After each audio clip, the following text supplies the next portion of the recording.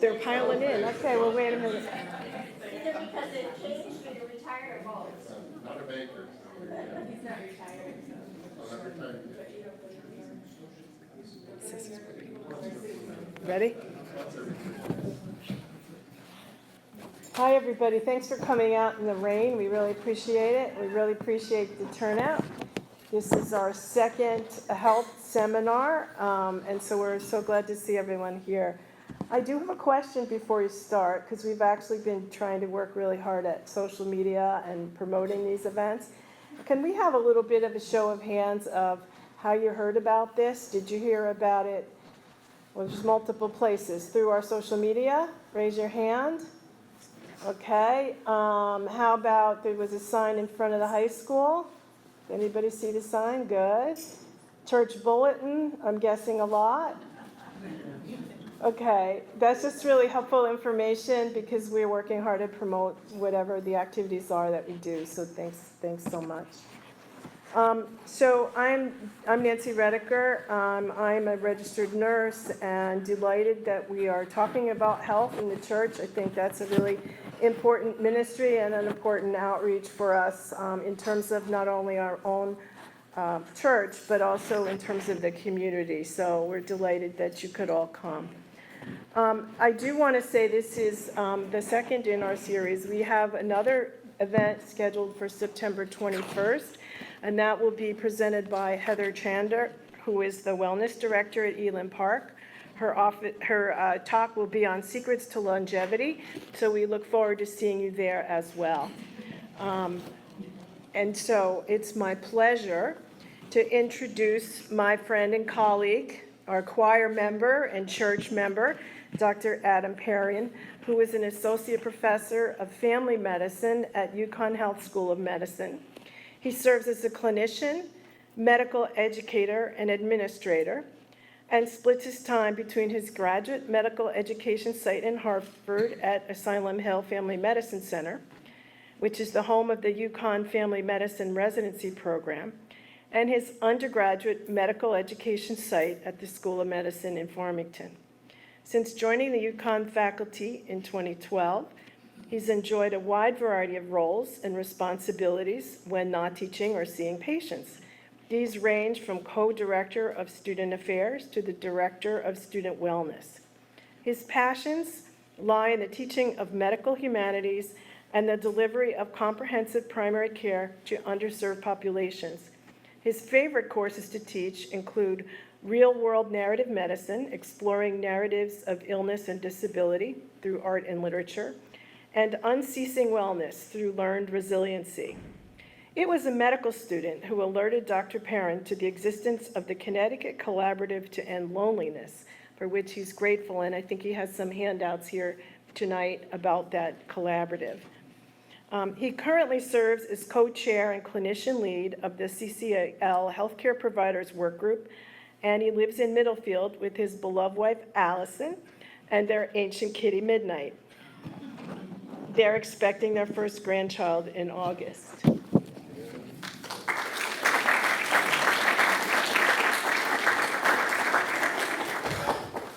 All right, thank you, Nancy, for that lovely introduction. You can hear me okay? That's all right. Wow, it's nice to have hands-free. Okay, well, thank you for facing the awful weather. It could have been much worse. I was a little depressed for a while, seeing how hard it was raining, and thinking that this would make for low attendance, but this is great to see, so thank you all for coming out. All right, so I've had some fun with preparing these talks because as it stands, I'm going to be 3 days from now giving grand rounds, medical education grand rounds at the medical school on the same topic, but in a very different version. This one I think is much more interesting and much less boring. The Thursday grand rounds includes a lot of data and evidence, and I've got to cite articles, and I have to make the dean happy. But this is a bit of a lighter fare, but I think you'll enjoy it and hopefully walk away with some new knowledge. Okay, so you see the title there, Originally, it was just going to be the epidemic of social isolation and loneliness, but I had to get in social connection because that is the essence of the talk. All right, so as far as our agenda, for our purposes, as opposed to what I'll be doing Thursday, here's what I want to address. So first, looking at this epidemic, understanding what it is and how it came about and how it was noticed, and how modern life makes connection harder, and why loneliness matters for health, and I'll show you a lot of association between isolation and physical ailments and psychiatric ailments, and then focusing on what we can do about it, both from the perspective of a clinician and individuals in society. Okay, so to frame the issue, first I want to just show you, it's a very short video. If you don't recognize this individual, this is Vivek Murthy. He was the Surgeon General during the Biden administration, and he's the one who released this right here, which I'll talk about a little more, this advisory that he sent out to clinicians, putting together his argument for why he thought there was an epidemic and what we could do about it. But this little piece here, which if I remember what Mark told me, tab alt, right? There we go. Oh, wait a minute. Alt tab, and then I hit this. See, that's why I knew I would need help. Mark, come on up. That's like me with Jack.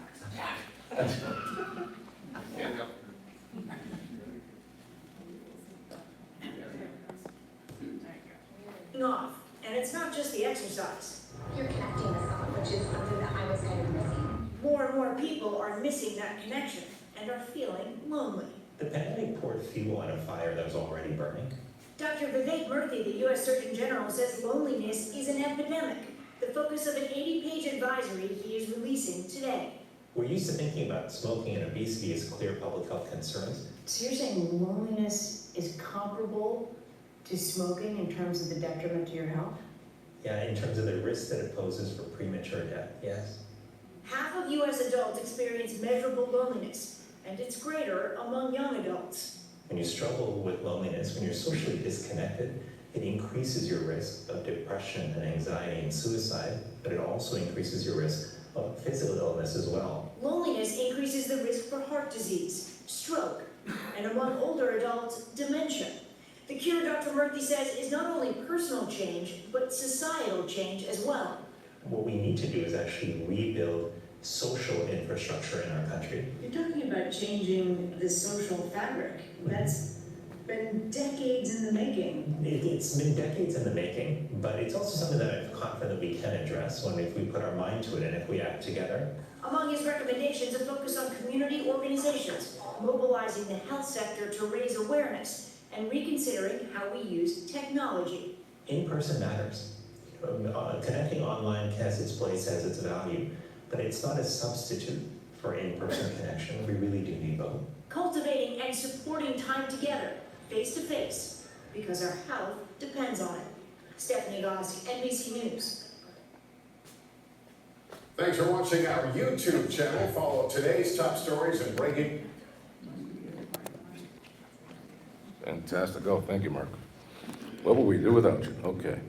All right, so as I mentioned, this is what Dr. Murthy had generated, and this was distributed primarily among primary care providers. And it's really quite comprehensive in listing epidemiology and the associations with various health conditions and the importance of social connection and how to do that and how to connect those who have been identified as SIL, socially isolated or lonely, to what they need to break that cycle. And so we'll go into detail with all of that, but I wanted you to be aware of the statement by the Surgeon General. So, among what he had emphasized was that even before the COVID epidemic, 1 in 2 adults in America reported experiencing loneliness, and it's far more than just a bad feeling. It truly has significant harm, potential for harm for both individual and society. And this, I just wanted to show you, in a whole raft of lay articles, and they're coming out all the time, and I just gave you a wide swath just to see how ubiquitous it is. Everything from Echoes, which is, a Christian journal, to the New Internationalist, which I hadn't heard of before, and then the New York Times regularly has articles, as does the New Yorker, about this epidemic. And then there's this very interesting book, which I would recommend, called Seek You, A Journey Through American Loneliness by Kristen Radke, I think is the pronunciation. But there is so much going on out there that is bringing this matter to the attention of the public. All right, so first, we need to look at some definitions so we are clear as we proceed. So loneliness, defined as a subjective emotional state of feeling disconnected, misunderstood, or lacking meaningful relationships, even if surrounded by others. I know many of us, myself included, have felt you can feel lonely even when in a large crowd. I think many would agree with that.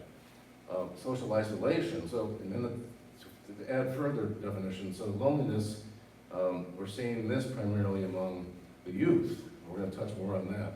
But quite a bit of, particularly in marginalized youth, such as those who are trans or LGBTQ+, they can feel significantly alone, even among or within a large crowd. Versus social isolation, this is what we primarily see in the older populations, the Medicare, as we say, population, refers to having few or no social relationships, limited contact with others, or minimal social support, regardless of whether you feel lonely. So you can be socially isolated without feeling lonely, or you can feel lonely despite having many social contacts. Now this, in contrast to solitude, which is a very desirable state, is precisely what my wife and I seek when we go to Maine every August, is to get off the grid and break away from all the noise, and find solitude such as pictured in the photograph on the right. Is that a picture, you guys? No. But it could be. All right, so needless to say, a lot of what we're dealing with here was generated out of the COVID pandemic, without question. And that really set the tone for social disconnection.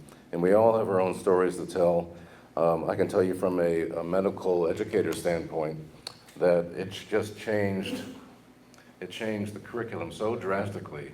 And the fact that we had to shift all of our teaching, and I really feel bad for a lot of these students because medical school should be experienced in person. For example, doing your anatomy lab, and you have to be in person to dissect, but that got thrown to the wayside because they couldn't even come to the school. So everything was done online, and when they were in the school, they were always wearing a mask. I could not recognize any student. So it really was an awful time. But we don't have to rehash that. Thank God we're past it. So that did set the tone for isolation, and of course that also exacerbated mental health conditions. We had a huge spike at the medical school in the number of students requiring behavioral health assessment and treatment. Fortunately, we had a very agreeable dean who, when we asked for more behavioral health providers and longer hours for them, he readily agreed and provided the funding. So that was a good thing. All right, so tone set in the pandemic. So I'm going to intersperse interesting articles which I found in doing a deep dive. And this is one by a very good writer, Arthur Brooks, published in The Atlantic, titled How We Learn to Be Lonely. So the pandemic, and he's stemming out the pandemic, taught many of us habits of withdrawal that have persisted long after lockdown. And he notes, as you can see, while communities often emerge from shared crises with stronger social bonds, the pandemic instead left many people comfortable with solitude or remote interactions. And he emphasized in this article that loneliness can become a learned behavior. That's a problem. reinforced by convenience and avoidance. And this relates to working remotely. Many consider it highly convenient, and it does indeed can make reconnection difficult. So, the central message from this article: overcoming loneliness requires intentional effort, rebuilding friendships, returning to in-person interactions, participating in community and faith organizations, such as this lovely church. All right, now, so besides the pandemic, another big divider or problematic, and this, of course, needs very little explanation. We all experience it every day. But there are two sides of the coin, and I hope to stimulate maybe a little mini debate, all right, with this issue. And on the one hand, the excessive use of social media can indeed, as one turns inward and focuses only on their phone and social media, can harm relationships and result in a greater chance of social isolation, whereas on the other hand, it can certainly help to strengthen connection. And I'm going to show you a little later that we take advantage of AI, for example, to help enhance connection for elderly that are demented. All right, it does have a role in certain populations. But indeed, technology can strengthen connection. We all know that about the groups that we're part of online. For example, I have patients who participate in AA meetings with other members from all around the world. I think that's fascinating that they come together and meet for an international AA meeting, and that's something that's very valuable for this individual as he tries to stay sober. But the question I pose to you all is, where do you stand? Does your use of social media function as a substitute for or facilitator of social connection? I got to give you one quick example that Allison and I just experienced 2 nights ago. So we went to Tanglewood to see the marvelous Jon Stewart. Hilarious. Belly laughs. I'm still sore, right? Yeah. But he's also, I didn't know, he's also a musician. He's a drummer. And he played with his band, 5, 6 original tunes, fantastic. And then after that he did his stand-up act. But unbeknownst to us, as we entered, they required everybody to submit their phones into a pouch, and a sealed pouch that you can't open without a special gizmo like at the stores where you buy pants with those tags that they take off. Yes. So they're sealed, and you can't open them until you exit, and one of the staff will open it for you. But that was marvelous. I mean, nobody was staring at their phones. Nobody was distracted by it. Nobody was trying to take pictures or film or check the news, and it was really refreshing. I don't know if that's a new rule or if maybe Jon Stewart specifically had that request. I never experienced it before at Tanglewood, but They do that all the time for comedy shows in New York City. they do. They require you to put a pouch and go. I like that. All right, but I just wanted to see, get a couple of opinions about where you stand regarding the highlighted.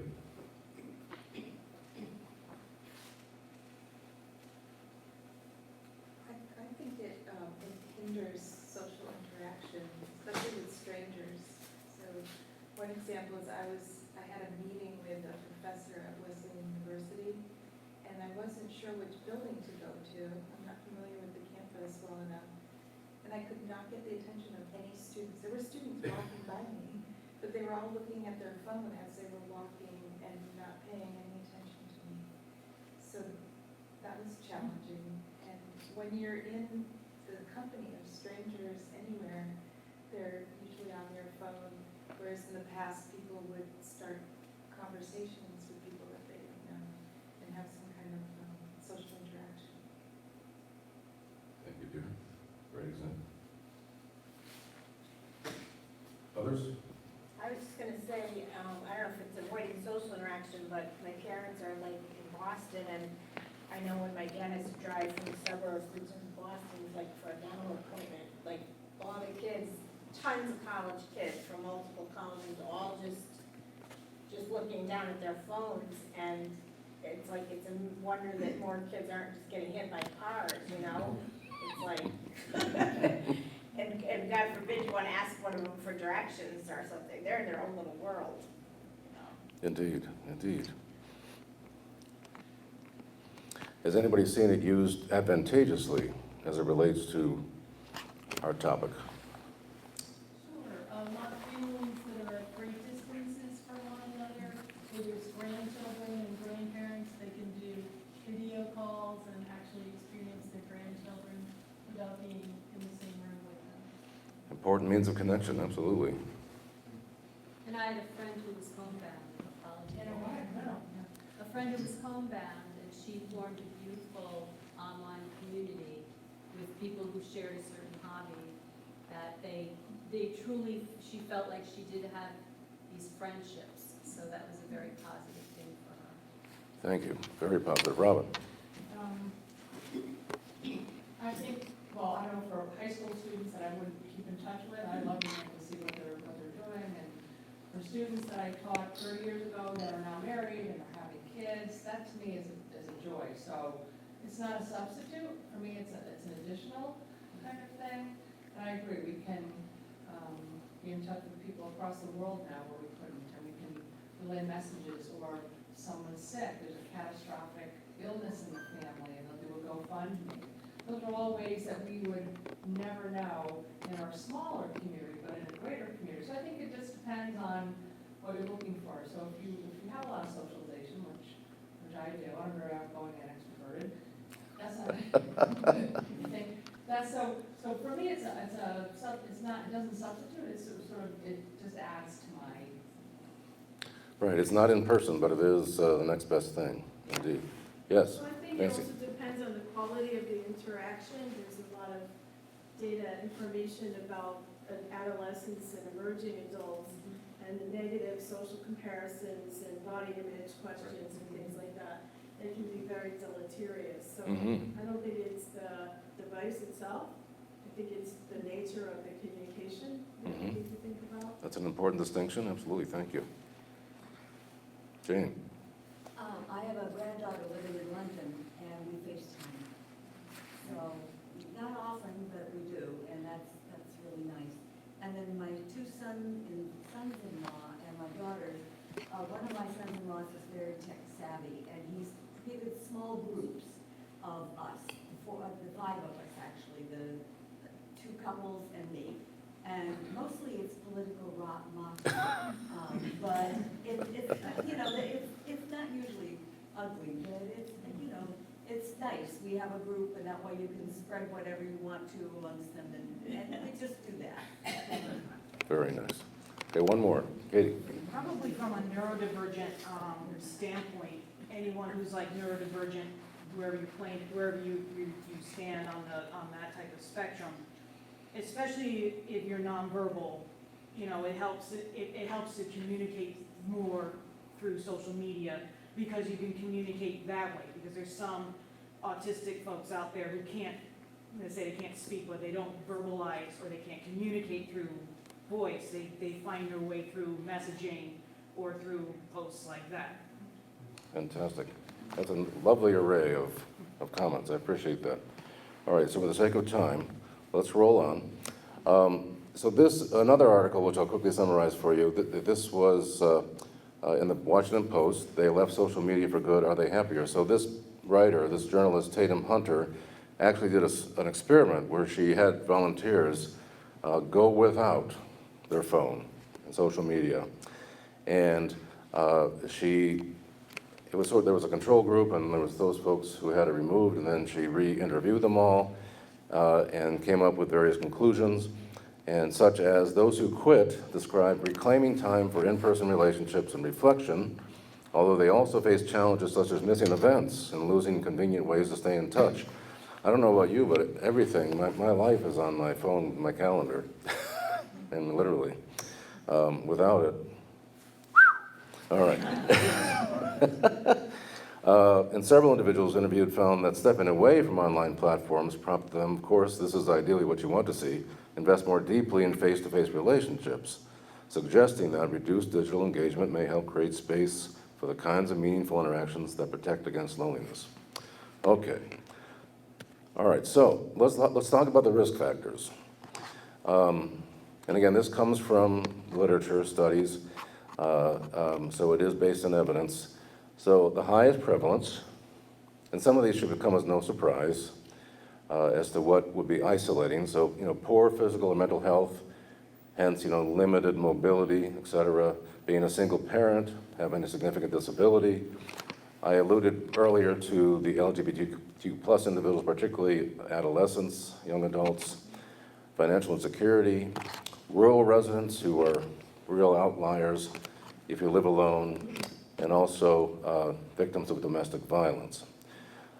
And of note, as you see at the bottom, the highest rates of social isolation are among older adults, but the young adults are almost twice as likely to report feeling lonely than those over 65, so that's an interesting distinction. All right, so hot off the presses. This was literally, comes from yesterday's New York Times. Very timely. So talking about remote work as a risk factor. All right, so you can read part of that there, but just to summarize, the central takeaway is that the initial enthusiasm for remote work focused largely on individual convenience, whereas after looking at a lot of data, now reveals significant social and workforce consequences that must be weighed alongside its benefits. So not as attractive as it was initially. It's interesting how all the remote work has evolved into what's now accepted as the norm. For example, when we interview medical students for admission to our residency program, it was always in person. And Allison can attest to the travel we had to do when I was interviewing many decades ago. And then that all went away and it became entirely remote interviews. On the one hand, boy, the cost savings were huge. So, literally no hotels, no travel, all of that. But we miss, there's so much missing, with a remote interview in getting a real sense of the individual. And we would always, when they was in person, we would take them out to dinner the night before and have a nice little relaxed conversation, maybe a drink to loosen them up a little bit and see how they mesh with the rest of the residents.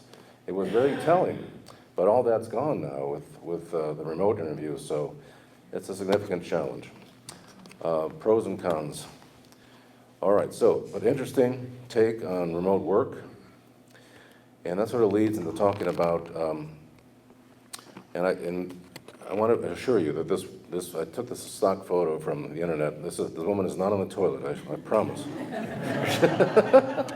She's sitting on a little bench. All right.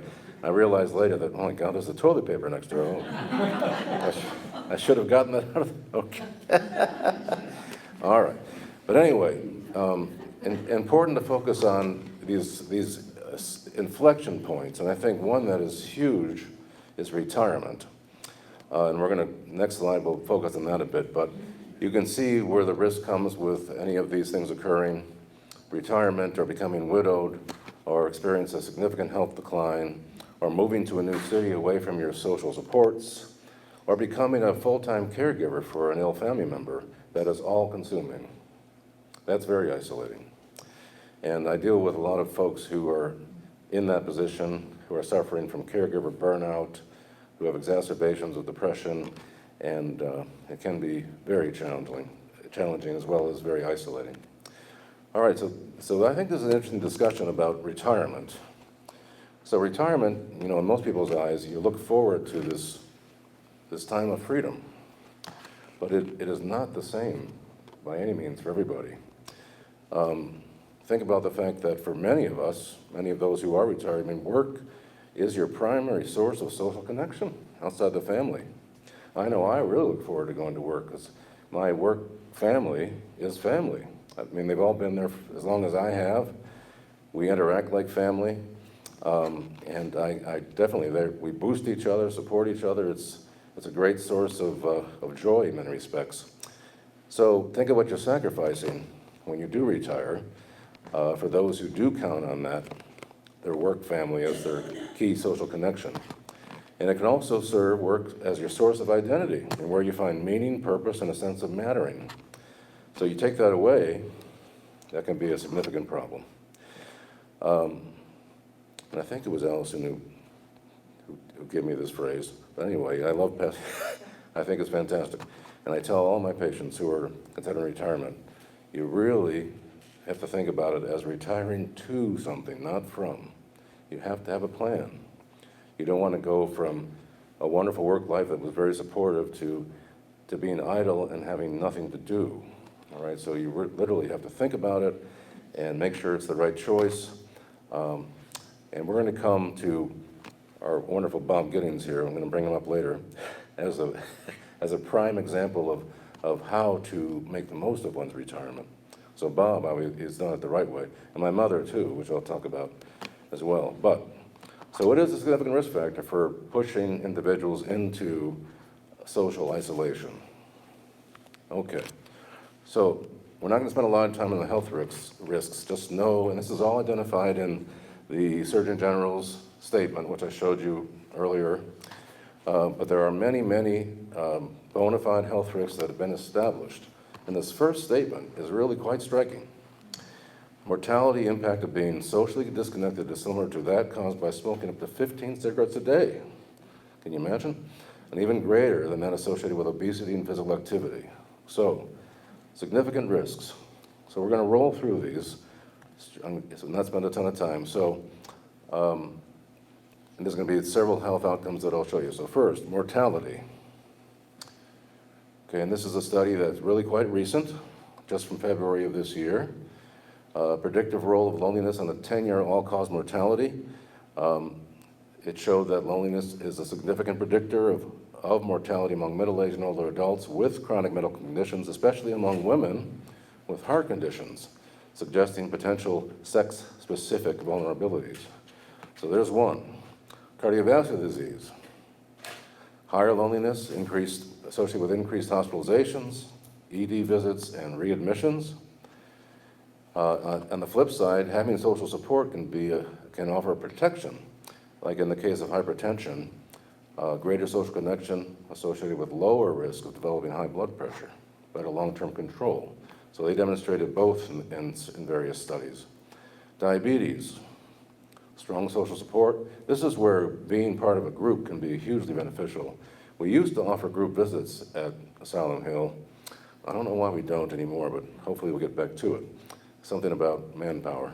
But it does certainly supportive relationships, particularly if you are a new onset, newly diagnosed diabetic. Having a friend or a companion or whatever who has diabetes can really take a lot of weight off of me in terms of education and practical demonstration of how to manage it. Better outcomes when they're socially connected. All right, it's depression and anxiety. There is indeed a bi-directional relationship with mental health. Loneliness and social isolation both contribute to and are worsened by depression and anxiety, creating a reinforcing cycle. Increased risk across the lifespan if you remain isolated. And cognitive function, this one is very concerning. There is a strong link to cognitive decline and dementia. Accelerated cognitive decline and about a 50% increased risk of developing dementia for those who remain socially isolated and not socially connected. So, there you go. So all those risks. And so this page here comes from, again, the Surgeon General's paper that he released. I just wanted to just give you an overview of the interconnectedness of social connection with biology, psychology, and behaviors. And mainly the way to think about this is all these pathways continuously interact with one another, and they create either positive or negative effects on overall well-being. When social connection is strong, biological, psychological, and behavioral mechanisms tend to support better health outcomes. So just a sense of all the interaction that's going on. All right, now we're going to start to dive into the nitty-gritty and talk about social connection. Okay, so there's many, many factors that can shape social connection going forward. And you can see all that contribute to either detriment or enhancement. And if you have a number of things identified, such as chronic disease, mental health, low socioeconomic status, that those are all predictors that unless you get connected, ideally with the help of your physician and other community partners, that you're going to have a problem down the line. So many factors contribute to either the success or the failure of social connection in society. So, before we delineate that a little further, I just wanted to show you one more interesting finding. So this is, and that is family connection. So this is my family. My older brother, my older sister, younger brother, niece, and my niece's 2 daughters, and that's dear mama, who has since passed. But she did a great job with managing her social connection, and she lived to be almost 95. But this article, again, very recent, this just came out in March. So you can see all the research that's going on. There's lots, ongoing studies are countless under this topic. But here, in this study, among U.S. adolescents, those reporting higher family connections had higher levels of social connection as adults up to 2 decades later, suggesting that increasing family connection during adolescence in particular may help reduce the burden of adult social disconnection. We know how hard it is to connect to those adolescents, right? All right. So, just glancing back at this, I wanted to focus on this statement, and that is, why where you live matters.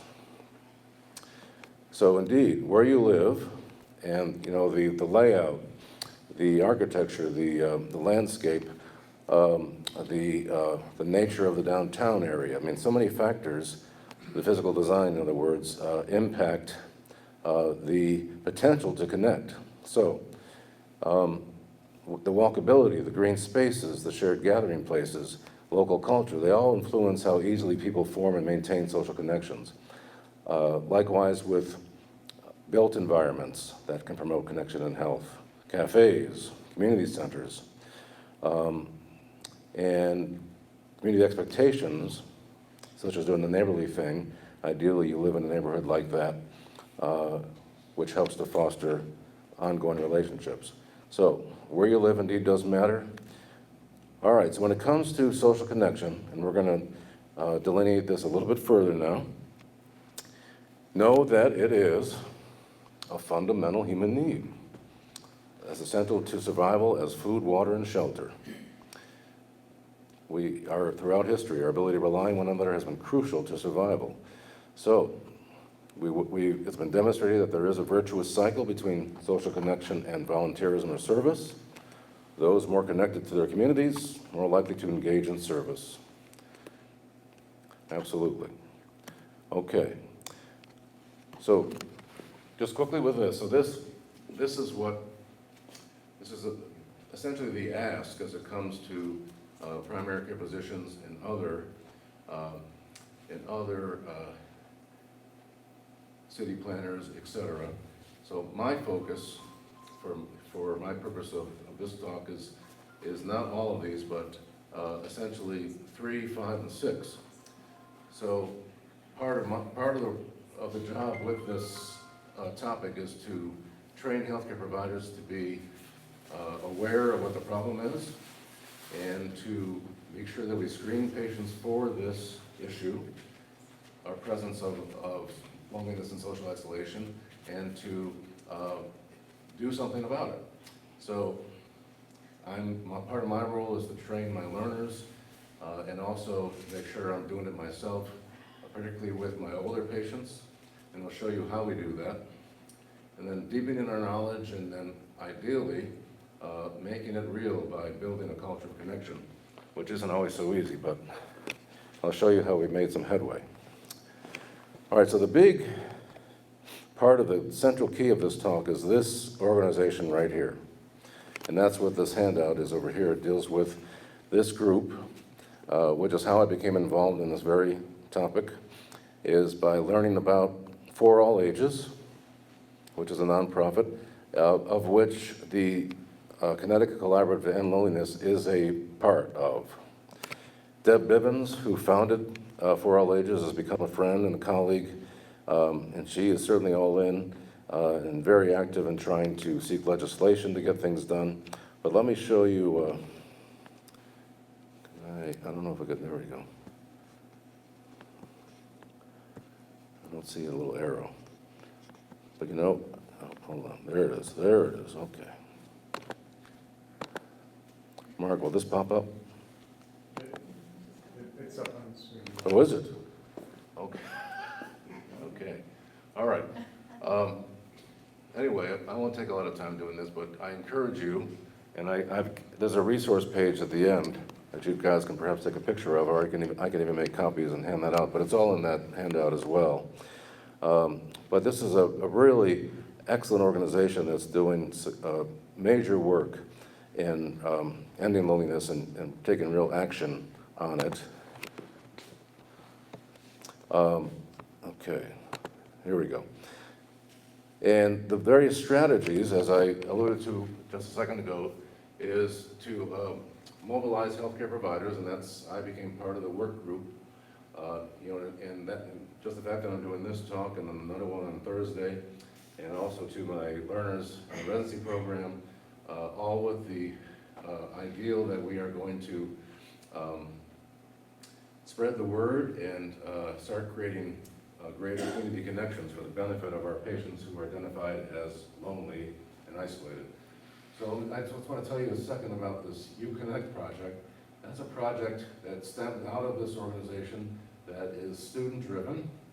And what it is a group of medical students created a inclusion and exclusion criteria to identify patients over the age of 65 who are found to be lonely or socially isolated through the application of some screens. And I'll show you examples of those screens.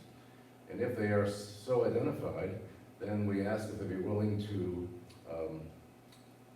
have a once-a-week conversation with one of the students, and over a 12-week period, have talked with them like once a week for an hour or so, with the student having the role of being a sounding board and providing support, and also recommending various activities or community centers that the individual can become involved with. Thus far, we've gotten like about 5, maybe 6 participants, and it's going very swimmingly so far. The patients who have reported back are really happy to have, and the ones we have enrolled are living alone, minimal social supports. They love having a student to talk to, and that's a start. It's a nice way to connect, and the students also very much enjoy it, and we hope to expand that going forward. And this is just showing you what CCCL, the collaborative, has done in terms of establishing various community partners, and to show you the wide variety of who it is that they have pulled together.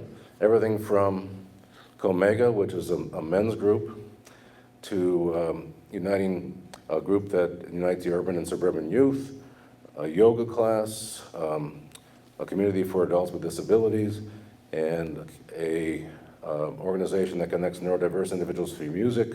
So quite a diverse panel of community partners and we tailor who we connect our patients to depending on what their history is and what their interests are. And then we find something like these groups to which to connect them.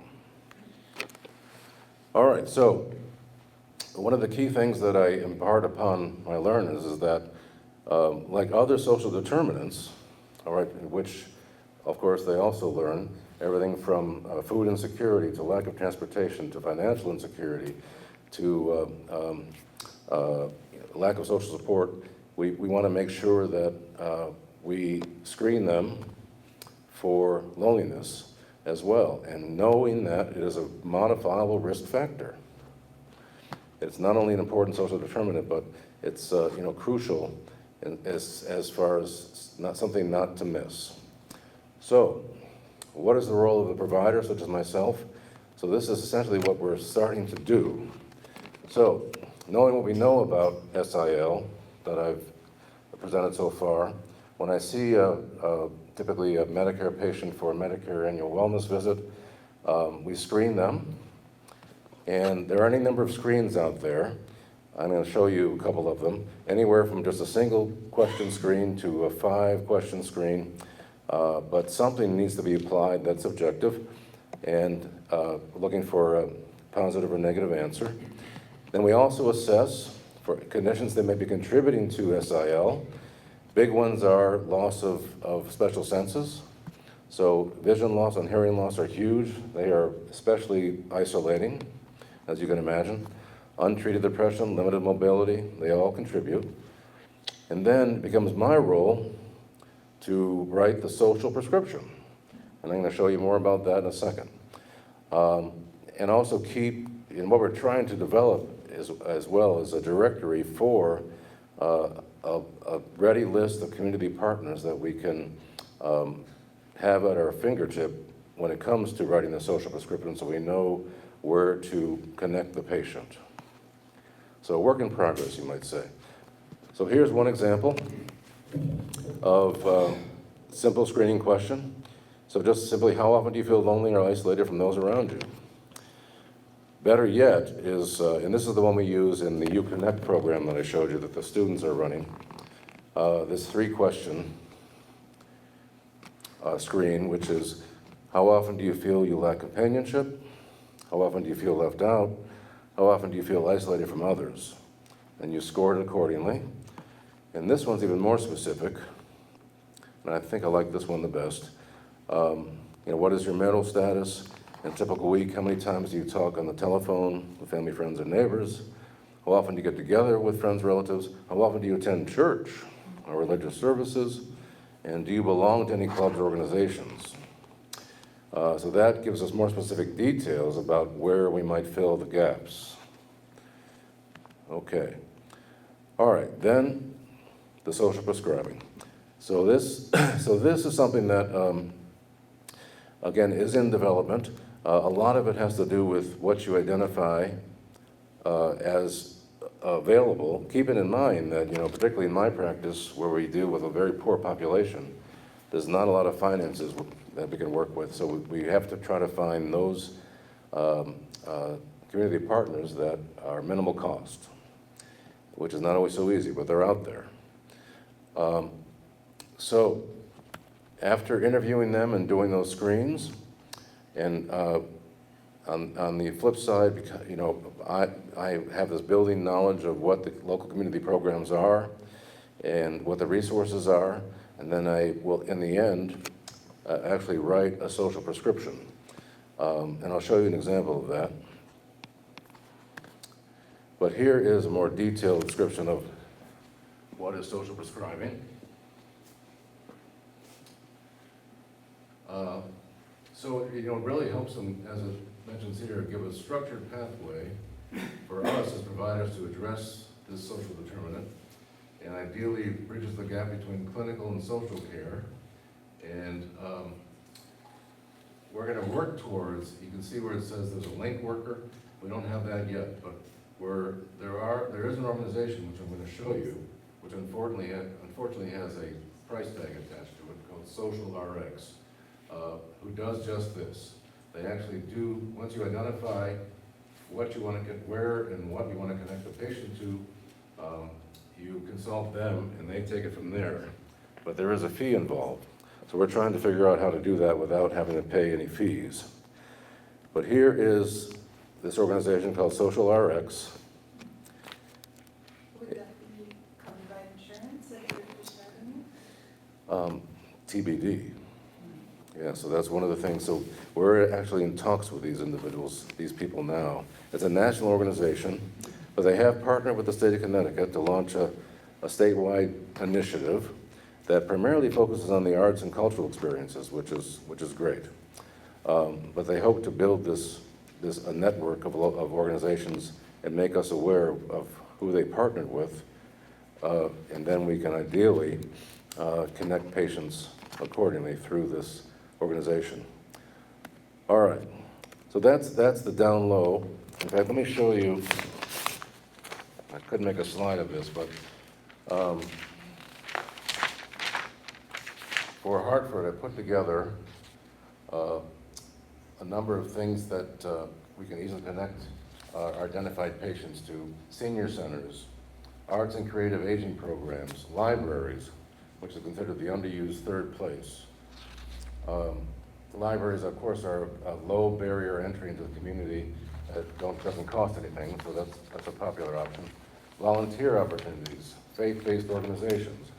And for patients with limited mobility, we have identified partners for them as well. And when it comes to writing the prescription, this is just a draft.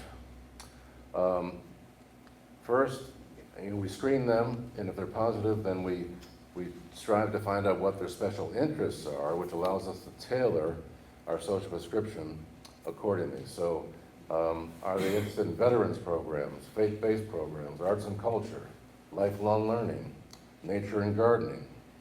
And then, as such, we will choose accordingly to get them connected. So as you can see, it's the kind of thing that takes a team, but family medicine, in particular at Asylum Hill, we very much work the team concept. We have social worker on site, we have behavioral health providers on site, we have care coordinators. So once we fine-tune this, I think we can move it into a nice, well-oiled machine, ideally. All right, and just quickly, what about AI that always comes into a lot of these health conversations? Does that have a role? Well, perhaps. This is just an example of this electronic companion called LEQ. That's a picture of it, but mainly it's a device, but not unlike Siri or what we have at home. And it's a device that some writers, including this journalist here, thinks that it cheapens the notion of companionship to a baseline of interacting with something. But there's pros and cons. This article here, written by a New Yorker journalist, finds that they certainly can have a role, particularly when it comes to those who are demented to a degree. So it's not a substitute, of course, for human relationships, but it can serve as a useful adjunct, especially for individuals with dementia or severe social isolation. All right. So quickly, just a quick case that can help pull these principles together. So Ms. T is an 82-year-old woman who lives alone, concerned about a recent diagnosis of Alzheimer's, which research indicates is a risk for suicide. She feels extremely isolated and lonely, in part because her driver's license was revoked. She lacks that independence. She struggles to understand how to use buses. She longs to go to a shopping mall where she can see people. She would like to get to know her neighbors, but she does not feel comfortable doing so. So in her case, AI could be helpful, among other things, to identify other adults like her who long for companionship in the area, neighbors who enjoy walking and gardening, which are her favorite activities, and also provide transportation support. There are some AI applications that could be applied that, as long as they're simple and intuitive, given her impairment. So that's just one simple example of an application. All right, so another prime example is our friend right here.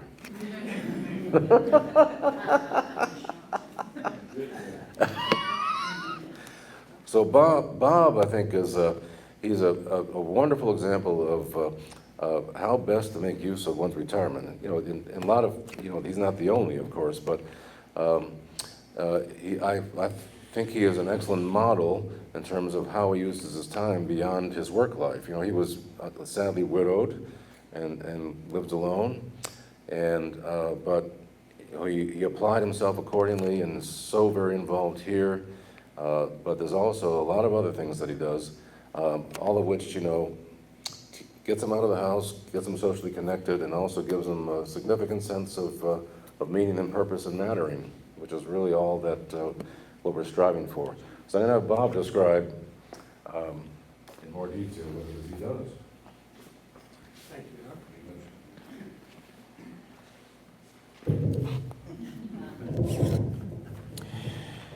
I check an awful lot of Adam's boxes. I retired in 2009. I was a widow in 2011. I live out in the country, and I don't have very many close neighbors, and so on. I grew up, however, long before the internet and iPhones were invented, and I have done my very best to try to stay away from the internet and iPhones. I don't use any of the social media platforms at all, except a little bit on Facebook, and I don't contribute. I just look to see what other people put there. So I'm very active at church. I work at the food pantry. But there are two things, one thing in particular, that I think really helps me. I take a walk every morning. I walk 2 miles, one mile down the road and another mile back. I do it at the same time every day. And so I get to see the same cars passing me day after day. And they see me. And after we've passed 6 or 8 or 10 times, either the driver of the car waves to me or I wave to them, and pretty soon it becomes a normal thing. We wave to each other every day. It's not a real personal interaction, but it's an interaction. A couple of people have stopped and said, okay, we've been waving for a while. I'm so-and-so, who are you? And those people have become very good friends. And I have all of the school bus drivers trained to wave to me whenever we go by. I want to tell you something that happened just this morning. Talk about wonderful coincidence. On my walk this morning, well, first of all, as all of you probably know, I'm a veterinarian, and I carry a bag of dog treats in my pocket when I go on my walks. And if anybody is walking a dog on the path, I'll stop and I'll say, can your dog have a treat? And most of the time the answer is yes. Sometimes the answer is no, and that answer usually comes from the dog, not the owner. So this morning I was walking, and one of the people who has a dog that I've interacted with several times was standing and talking to another woman. And I didn't know the other woman, but I stopped to give Lola her treats, and the other woman looked up and looked at me. She said, "You're Dr. Giddings." I said, "Yes." She said, "I live in Meriden," and she told me where, "and you used to take care of my horse." I haven't treated a horse since 1985. But she remembered me. And it was a 5-minute, 6-minute interaction, but it's still in my heart right now. It's been a wonderful day because of that interaction. Another interaction with a person with dogs has gotten to be so good that last Thanksgiving, I enjoyed my Thanksgiving dinner with the owner of these dogs. She's become a really good friend. So it's little things like that. I try to do things face-to-face, personal. I think something just happened here. There we go. On a personal basis, and it really helps. So, thank you. Thank you, Bob.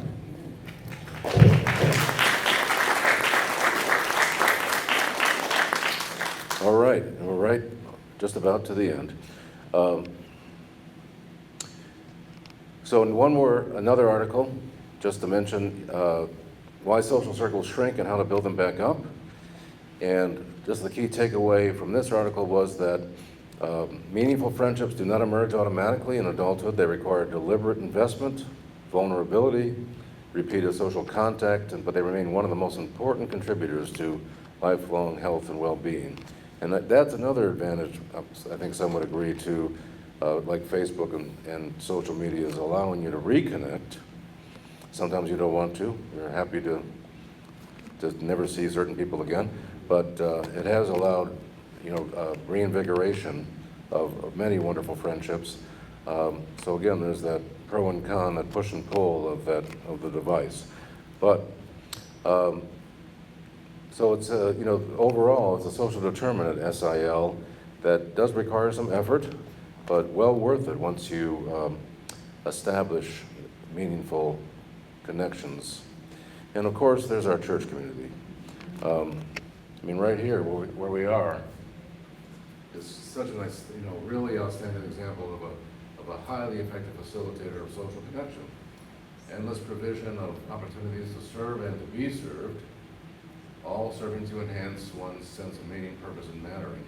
I think, part of why Alice and I are so happy we discovered this place, and what keeps us here is the fact that social connection is such a huge factor here, with so many opportunities to connect and to matter. And of course, there's Joe in the which is one of the initial draw, but then we realized that there was all these added benefits of being here, which this church does so well. And of course, this is another organization that what a choir to promote social connection and that sense of inclusion. And that's demonstrated so beautifully through the GM Chorale. All right, so as a parting words, from, again, coming full circle to Dr. Murthy, our individual relationships are an untapped resource, a source of healing hiding in plain sight. Answer that phone call from a friend, make time to share a meal, listen without distraction on your phone, and perform an act of service. Express yourself authentically. And it all pays off in the end with the connections that you can form. And here are some resources for you. And again, on the table over there, take one of those handouts on the way out that connects you to the first two listed, but also the National Institute on Aging is a great resource. This elder care locator is interesting. That comes through the NIH, where and it's really helpful for determining what's available in your community to connect elders in particular. And there's also this Foundation for Social Connection, which I discovered not long ago, which reviews a lot of what we've talked about here. So there we go. Oh, right at 8 o'clock, okay. All right, so thank you for I know there's a lot of information.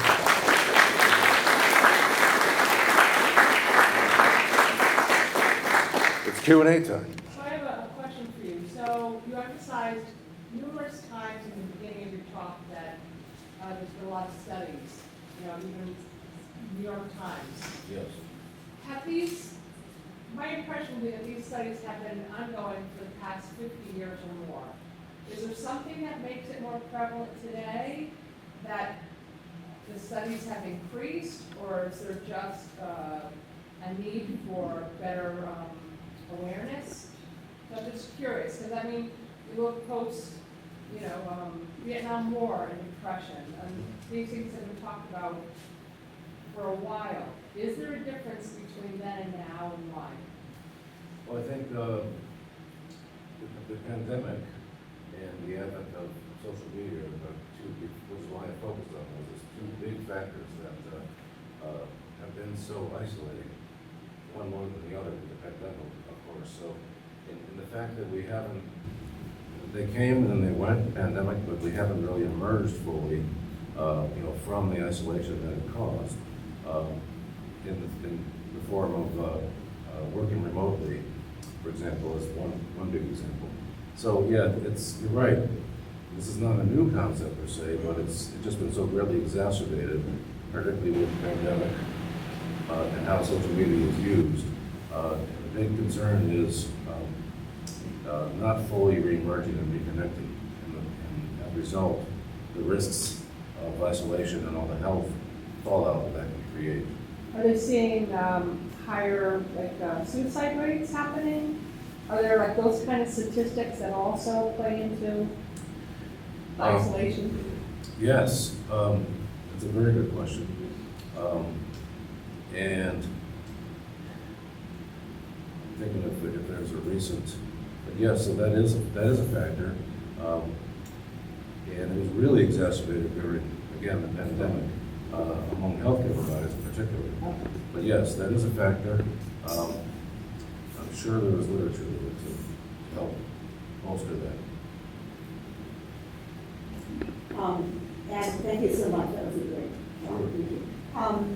When I think about, social determinants of health, to me that sort of leads pretty quickly to political determinants of health, and that a lot of advocacy is needed on a broad basis to support a lot of these organizations. It seems like Connecticut is doing pretty well on that. And as your dean is supporting this in the education of your women. Do you have a sense, just kind of reading the tea leaves going forward, can we continue to be optimistic that we'll see more of this kind of support, or is there something else that we, can do on an advocacy basis to support?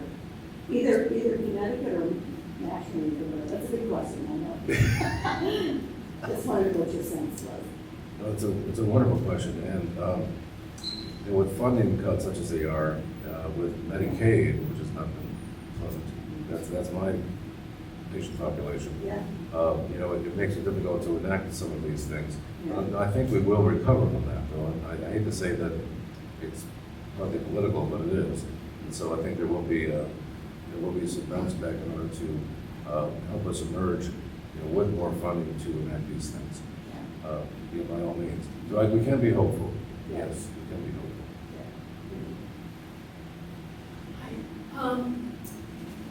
So I was just wondering if, and I'm hopeful that you tell me, like, these places will be able to recognize if somebody who's like a real shy person or an introvert comes in, because they would have a much of a good time.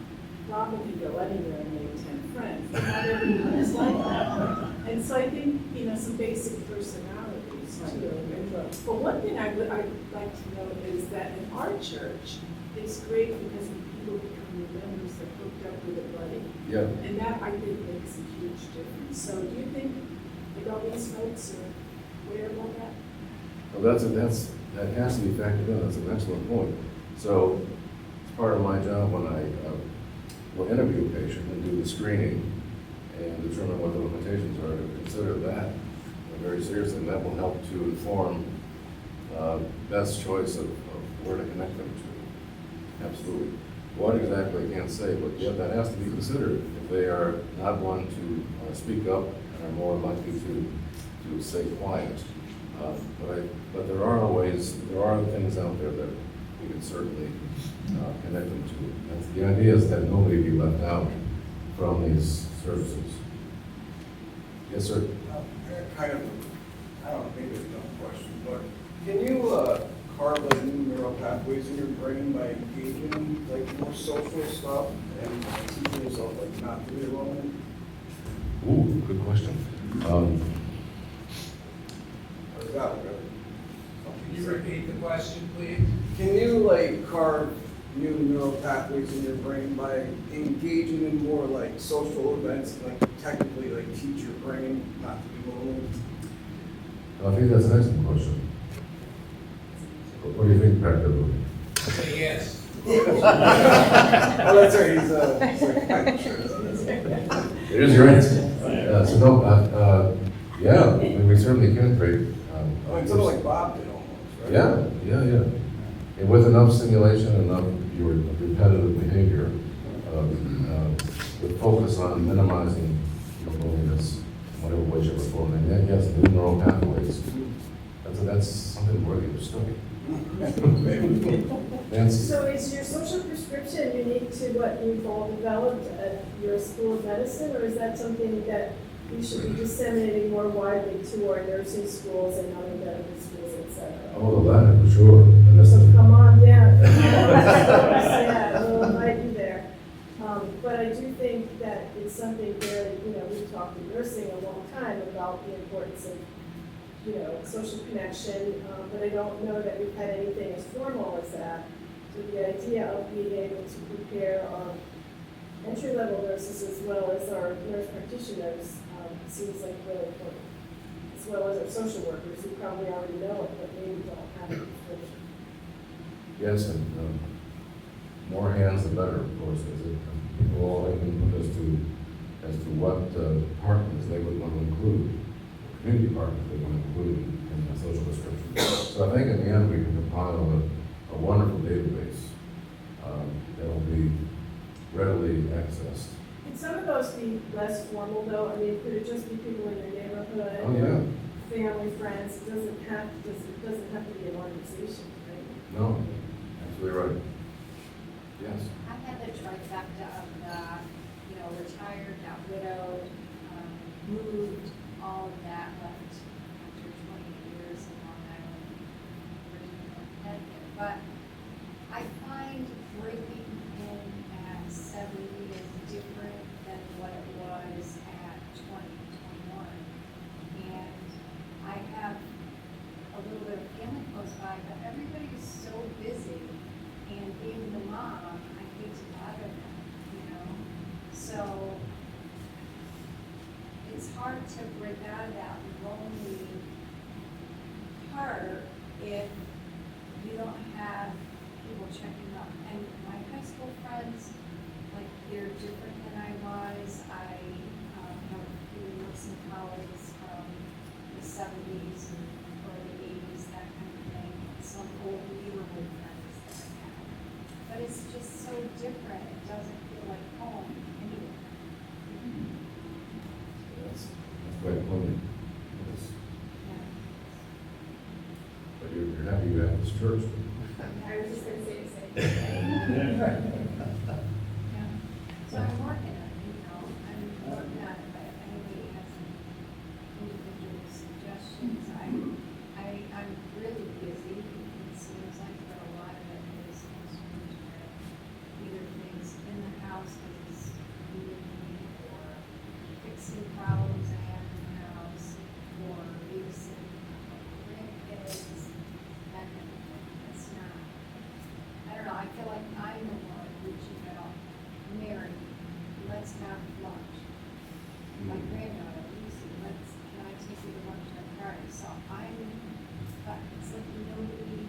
When we see the CBD out. Yeah, there's one friend that does.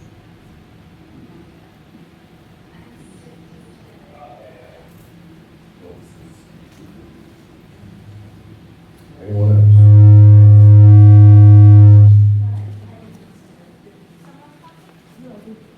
Oh, just, my sister always says to me, to have a friend, you have to be a friend. So I would say, practice doing the right things. You gotta keep knocking your head on every door and following up with people.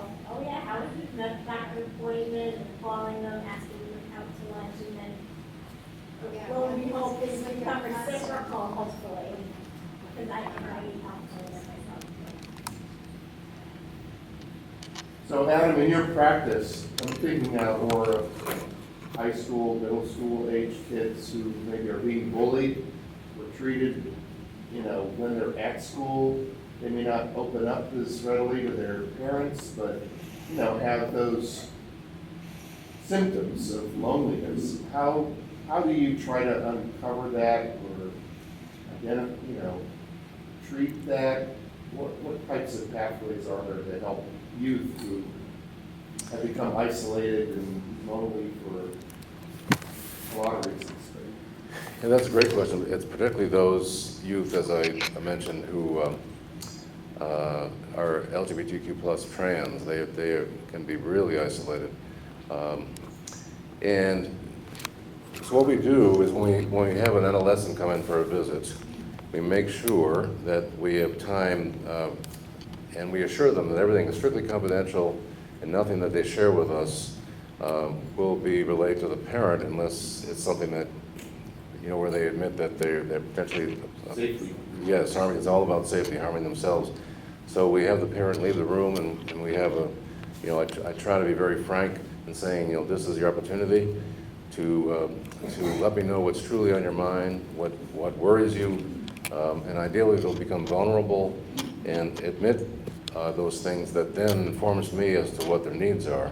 And so I'll connect them immediately to our psychologist who's on site, who specializes in youth, and particularly youth as victims youth who have had trauma, victims of childhood trauma, and have her come right in to do an assessment. So we have a nice streamlined process, but yeah, so through discussion and through screening questions, we have various screens that we apply, identify those at highest risk, including those who've been bullied, and get them immediately connected to our psychologist and ensuring their safety and that we have a follow-up plan for them. But yeah, we always, our ears go up when we come across students such as those who really need the attention. It's a very good question. Speaking as somebody who is on the neurodivergent and autism side of things, do you think that with better awareness and acceptance of neurodivergent and autistic people, with the emergence of that, does that better help in helping them help them with social isolation on any field, medical, social, or otherwise? Yeah. There's some examples. Examples, just wondering. Yeah. Yeah, that's one of the slide, there was that group, the neurodivergent, yes, the news workers, yes.